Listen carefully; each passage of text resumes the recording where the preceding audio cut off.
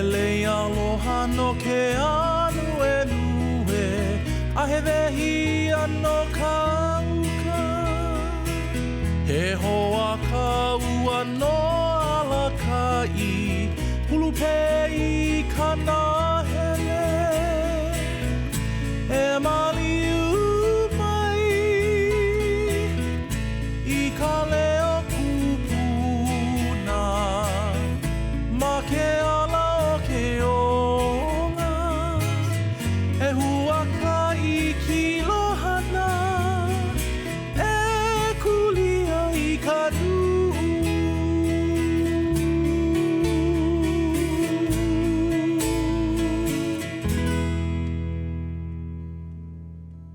Overlooking the Pacific Ocean, the Shangri-La Museum of Islamic Art, Culture, and Design is a place where art, ideas, and people connect.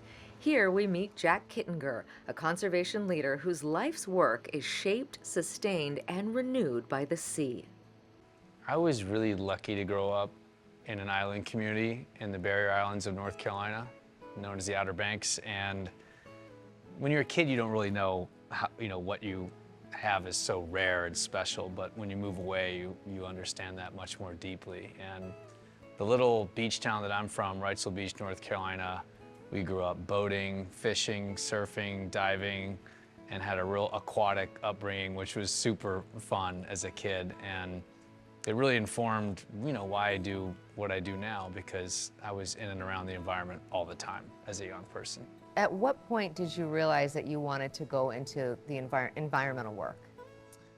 I learned how to drive a boat before I learned how to drive a car, so in some sense I knew that I wanted to do something in the environment and something in ocean work originally. But when I was young, I didn't really have a conception of what that could be. I didn't have a pathway to follow. It was kind of like an exploration, like an adventure. How do you arrive into the conservation sector? And it's taken a lot of twists and turns, but I think growing up in and around and very connected to nature, that was the foundation for it all and how it all started.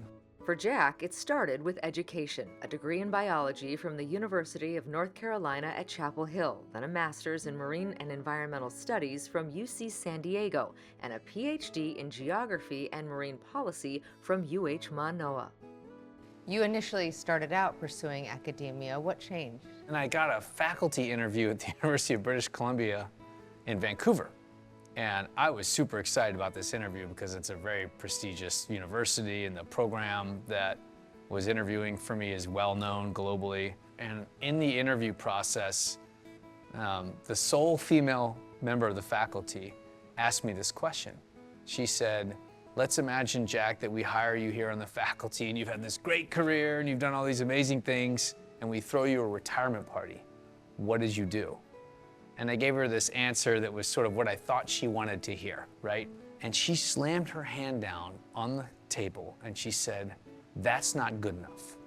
I know you, and that's not actually what you care about. What are we actually celebrating if you've worked here for decades? And I said, if something is different out in the ocean because of something that I did, that would be worth celebrating. And she just leaned back and said, that's more like it. And that interaction stuck with me, because what she essentially was asking me is, what matters to you in your life? When all of this is said and done, and you're at the end of your life, what impact did you have? And that led me into the field of being a conservation practitioner. Since that interaction in 2011, Jack has worked with Conservation International, a global nonprofit protecting nature in more than 100 countries. In Hawaii, the organization helped lead one of the hardest-fought environmental victories in recent memory, the passage of the landmark Visitor Green Fee. The first-of-its-kind legislation in the U.S. is expected to generate $100 million every year to protect Hawaii's environment. That effort really stemmed out of work that we've done elsewhere to support that. And one of the most iconic versions of this is in the beautiful island nation of Palau. And Palau instituted a visitor green fee more than 10 years ago. It's been an immensely successful effort. And we looked at that and other places like Aotearoa and the Galapagos and said, maybe we could do something like that here. And we've been on a long journey to get a visitor green fee passed, and we got it passed this last legislative session, which was incredible. That must have been quite a victory for you. It felt like an incredible, one of the most amazing moments of my professional career. And to be clear, I'm just one out of dozens, if not hundreds of people that have helped make this happen. At the beginning of this effort, it felt completely like a moonshot, like this is some wild idea. Sure, these other folks do it in other places, but we can't do that here because of, you name it, any number of reasons. But we systematically sort of attacked those reasons why we couldn't do it, and over time we were able to make it a reality.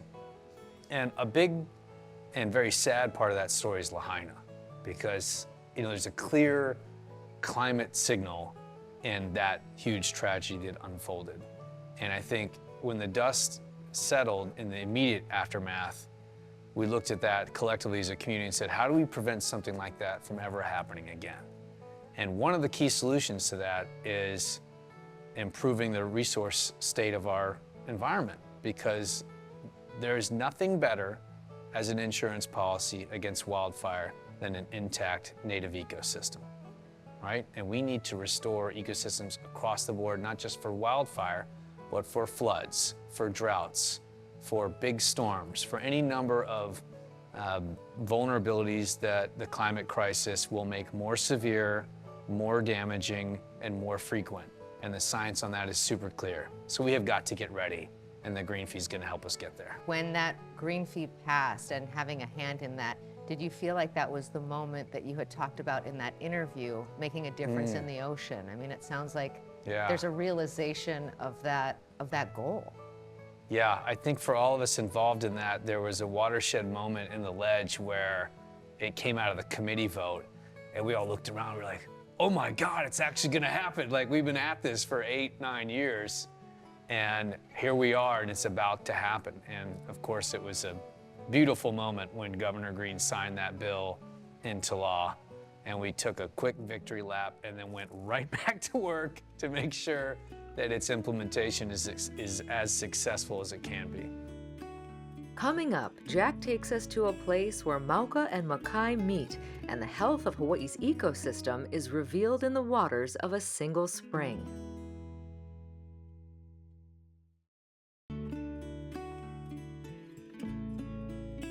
And this is the Kawaikui spring. It's fresh water that flows down all the way from the mountains. At Kawaikui Beach Park, the mountains meet the ocean in an unexpected way, with icy fresh water rising from the sand. It's really flowing right here. Yeah, it sure is. Sure is. Oh, and This cold, water from the ko'olaus, and you can really feel it. Jack Kittinger is deeply tied to this shoreline. It's where he taught his sons to surf, where he comes to reconnect with nature, and where these subtle streams show what's possible when Hawaii's environment is cared for. So what does it tell you when the water is flowing like this? Well, the water flow from this spring is indicative of the connection between Mauka to Makai, ridge to reef.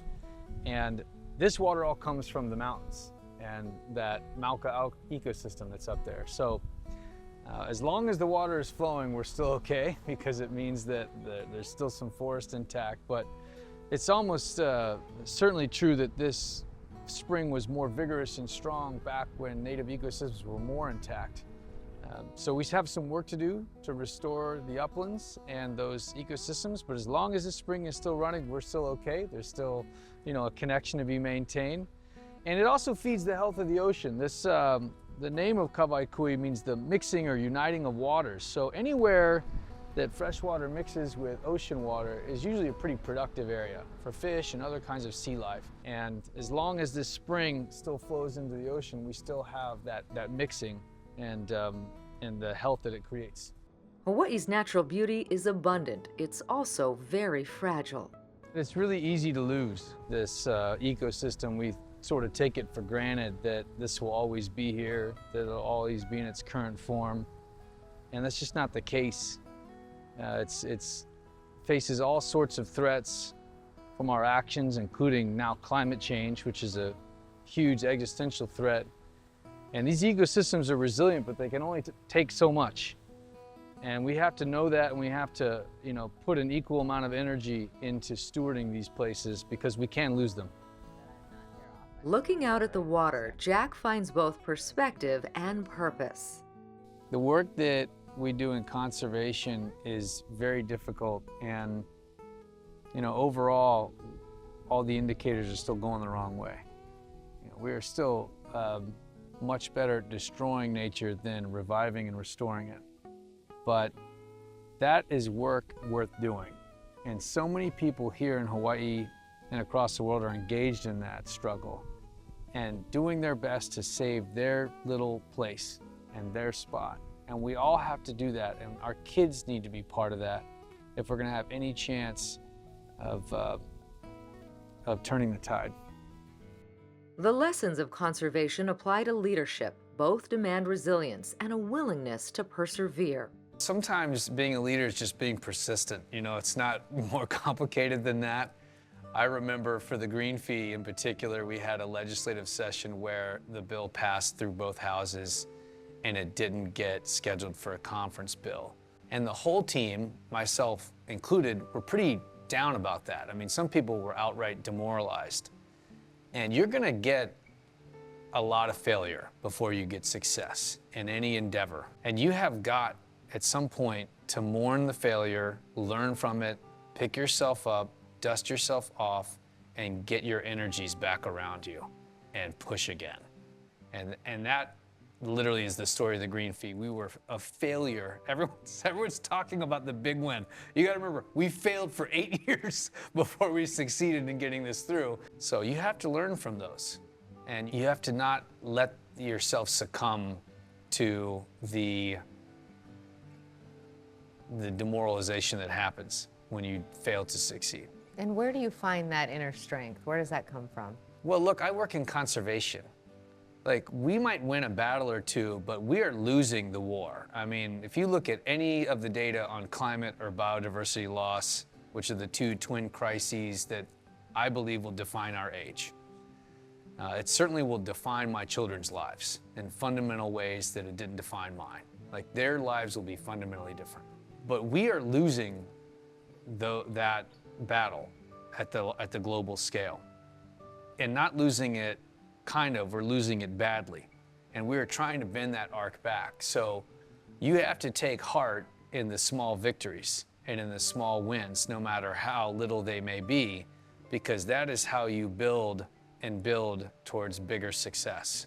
When the problems that you're describing are of the nature that they are so vast and they can feel so overwhelming. Yeah. How do you not get overwhelmed by that and just say, you know what, forget it?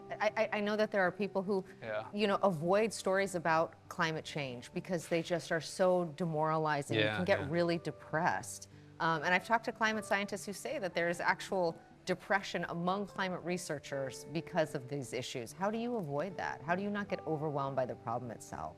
Well, I mean, it's okay to be overwhelmed by the problem. That's okay.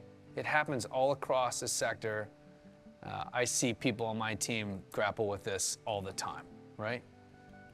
But I'm constantly reminding them of the adage that, if everyone sweeps their front porch, the whole world will be clean. So sweep your front porch, right? You handle the part of this problem that you're responsible for. And if you are successful at that, then that makes the next person next to you's jobs easier. And we're all engaged in this.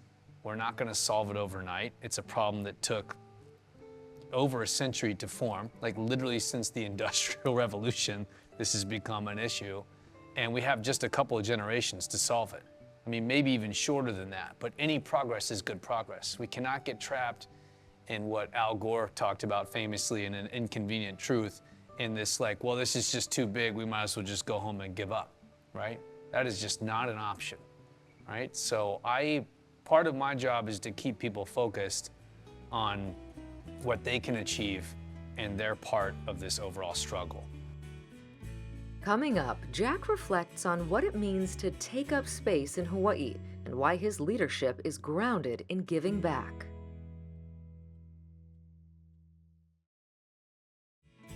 Jack Kittinger has lived in Hawaii longer than anywhere else in his life. His sons were born here. This place fuels his professional purpose. Yet he says these islands are not his to claim. I've always felt a special connection here. The value system that our community has here in Hawaii is very similar to the value system in the place where I grew up. That said, I'm not sure I'll ever be completely at home here. I'm not from here. I have had so many conversations with friends, including Native Hawaiian scholars who I deeply respect, about what it means to be someone like me who lives here. And where I've arrived is that if you're going to take up space on indigenous lands, take it up well. Give back, do your part. If you do that, then that is the right way to be in a place like this. So in other words, I'm not sure I should be comfortable. I should always be pushing to give back to this community precisely because I'm not from here. In other words, take up that space well. Tell me about your leadership style and how it's changed over time. Has it changed over time? Are you the same leader you were when you first came to Hawaii? I'd be surprised if anyone who's in a leadership role doesn't change through time. For one, the outside environment is changing so much that we have to adapt. But I think coming from a Western upbringing, when you think of leadership where I grew up, it's often leading from the front, and you see people that are, out in front of a crowd giving speeches, and you think as a kid that's what leadership is. But so much of leadership here in community is people that lead so effectively from the back of the room, quietly, with gravity, with wisdom, and of course with deep integrity and deep knowledge to go with it. And that has been something that, if you go to any community meeting anywhere in Hawaii, you see that, right? And it is a much different style of leadership than is prevalent in the West, and something that I've learned a lot from over the years from so many people across our community. You talked about your kids growing up in a different environment and a different world than the one that you grew up in. How much of what you do is motivated by being a dad?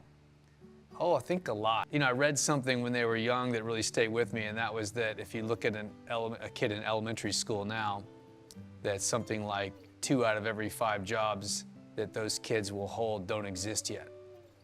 So think about that.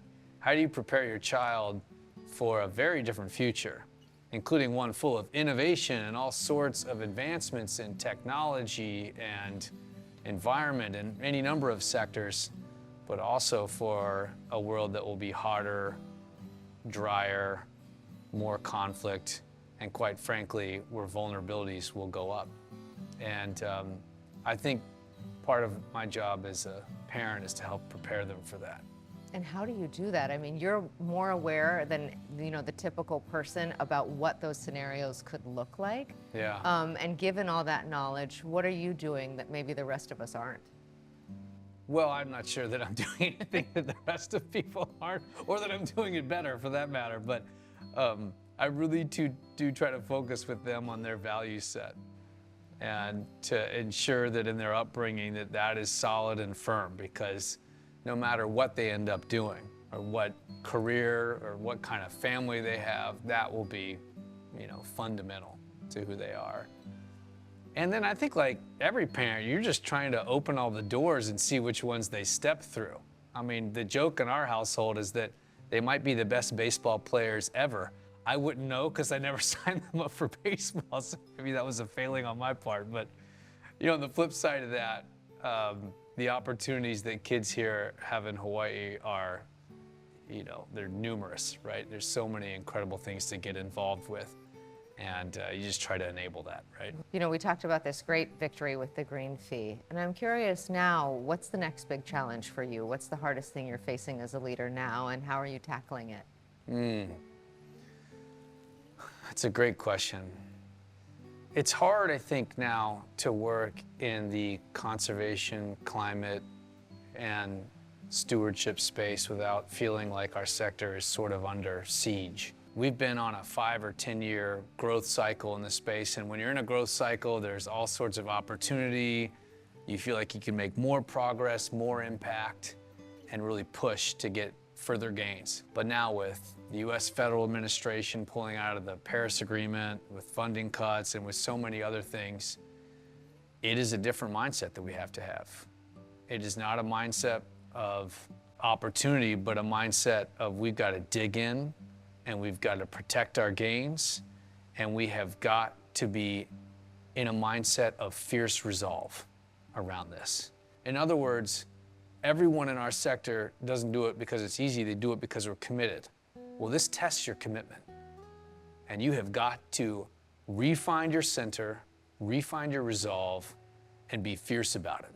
And that's a source of motivation, and it's a different source of motivation than one that you carry in times of opportunity and growth. And that's something that I have been trying to carry into my discussions, trying to find for myself, but also carry it in with colleagues, with team members that I work closely with, because I think we're in for a tougher time over the next 4 years than we've had over the last 5 or 10. Well, it's interesting because it's basically a battle on two fronts, right? You have the climate itself, the changes that are happening, the environmental piece, and then you have the political piece. Yeah. And you're really dealing with two very, very large issues, right? In those two, and how they come together. And so how do you restore yourself or keep yourself grounded and motivated in that fight, knowing that the challenges coming from both sides are monumental? Yeah, they are. And the climate science is clear. I mean, we know that we're already committed to a certain level of warming. We are seeing that across the board, including right here in Hawaii. The political climate, I think if you are the sort of person that gets demoralized by the political narrative changing in ways that don't accrue to your values, then you just have to find a different source of resilience, because quite frankly, that's always going to be a battle, to try to shift the politics towards the value sets and solutions that will favor a more climate resilient future.